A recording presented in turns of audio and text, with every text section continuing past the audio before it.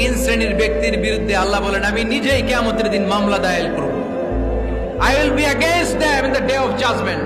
Three categories of people I will be against them in the day of judgment. তিন শ্রেণীর লোক কিয়ামতের দিন তারা ছাড় পাবে না। আল্লাহ বলেন আমি নিজেই তাদের বিরুদ্ধে মামলা দায়ের করব। এর মধ্যে এক শ্রেণীর লোক হচ্ছে রাজুলুন ইস্তাআজারা আজিরান ফাস্তাউফা মিনহু ওয়া লাম ইউতি আজরা। একজন শ্রমিক ভাড়া করে তার কাছ থেকে কাজ নিয়েছে কিন্তু তার পারিশ্রমিক আদায় করে নাই। এরকম আছে না নাই? দাপট দেখায় ইউনিভার্সিটির ক্যান্টিন গুলোতে। ইউনিভার্সিটির ক্যান্টিনে যে খায় মাগার বিল দেয় না, এরকম টাকায় যাসরা নাই। চায়ের দোকানে চা খায় পরে দিমু বিল দেয় না, আছে না নাই? দোকানে যে পণ্য কিনে বিল দেয় না, পরে দিমু, আছে না নাই? কিয়ামতের দিন আল্লাহ তোরে মাস্তানি ছুটাবে, চিল্লা এখন ঠিক কিনা? আনা খাসমুহুম, আমি নিজেই তাদের বিরুদ্ধে মামলা দায়ের করব। কথাটা কার?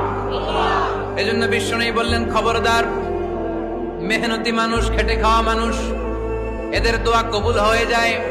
আতুল আজিরা আজরাহু ক্বাবলা আন ইয়াজিফা আরাকুহু। খবরদার, বিশ্বনবী বললেন শ্রমিকের ঘাম শুকিয়ে যাওয়ার আগে তাদের পারিশ্রমিক মিটিয়ে দাও।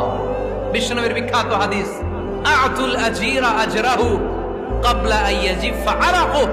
শ্রমিকের ঘাম মাটিতে লাগার আগে, শুকিয়ে যাওয়ার আগে তাদের পারিশ্রমিক মিটিয়ে দাও। কেননা তারা যদি বদদোয়া করে তোমার জীবনকে জাহান্নাম বানিয়ে দিবে কে?